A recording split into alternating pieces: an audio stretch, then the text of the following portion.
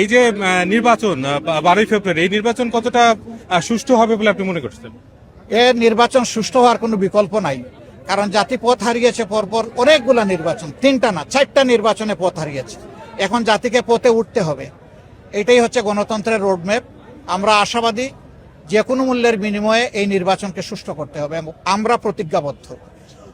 নির্বাচন কমিশনকে বলবো তারা যেন নিরপেক্ষভাবে শুধু তাদের দায়িত্বটা পালন করে, সময় মতো যেন তারা সাড়া দেয়, যেখানেই অনিয়ম সেখানে যেন ব্যবস্থা নেয়, তাহলে ইনশাল্লাহ নির্বাচন নিরপেক্ষ হবে, আমরা আশাবাদী। আর নির্বাচনের পর জাতীয় সরকার করার একটি প্রস্তাব জামায়াতে ছিল, সেটা বিএনপি চেয়ারপারসন তারেক রহমান বলেছেন যে এ ধরনের কোনো সরকার তিনি গঠন করবেন না। এই বিষয়ে আপনার কি প্রতিক্রিয়া? আমরা আমাদের অবস্থানেই আছি, আমরা বলতেই থাকবো জাতির সাথে স্বার্থে যেটা আমরা সঠিক মনে করি। আমরা বিজয়ী হলে আমরা সবাইকে ইনক্লুড করে ইনক্লুসিভ একটা গভর্নমেন্ট চাই। যদি কেউ না আসে, কারণ তো জোর করে আনা যাবে না। সেক্ষেত্রে কি কোনো বিরোধী দল থাকবে? সংসদে তো বিরোধী দল থাকবে, কেউ না কেউ থাকবে। আরেকটি প্রশ্ন আপনার কাছে, যে মানে আজকে 11টি নারী সংগঠন তারা এসে নির্বাচন কমিশনে গিয়েছিলেন এবং নির্বাচন কমিশনে আপনার প্রার্থিতা বাতিলের জন্য একটা স্মারকলিপি দিয়েছেন। তারা মনে করছেন যে কোট আনকোট আপনার বক্তব্যের মধ্যে নারী অবমাননাকর বক্তব্য ছিল এবং এর জন্য তারা এই দাবি করেছেন। এই বিষয়ে আপনার প্রতিক্রিয়া কি? এটা তারা ভালো জানেন।